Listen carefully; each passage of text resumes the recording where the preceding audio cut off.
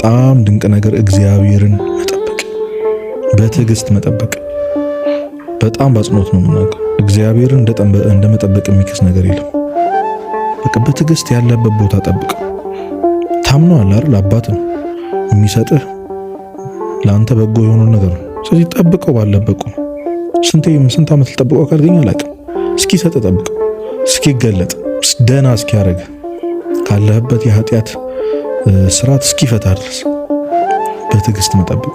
ብዙዎች እግዚአብሔርን የጠበቁ የታገሱ ሰዎች ተክሰው አይተናል። እግዚአብሔር ሲክስ ደግሞ በጠበቀው ልክ ብቻ አይደለም፣ እጥፍ ድርቡ ነው። በትዕግስት ልክ አይደለም እንጂ እኛ መች ትዕግስት አለን? እያማረርነው ነው እኮ የምንጠበቀው። ግን አይኖ በጣም ይከብዳል እግዚአብሔርን መጠበቅ። ምክንያቱም የምታየው ነገር የለም፣ ሲሰራ የምታየው ነገር የለም። ምግብ ቤት ቁጭ ብለህ እኮ ቢያንስ የሚኮሻኮሽ ድስት ትሰማለህ። እግዚአብሔር ጋር እንደዚህ የለም። ዝም ብለህ ነው የምጠብቀው። ጸጥ ብሎ ነው የሚያስጠብቅ። ባዶ ነው ሁሉ ነገር።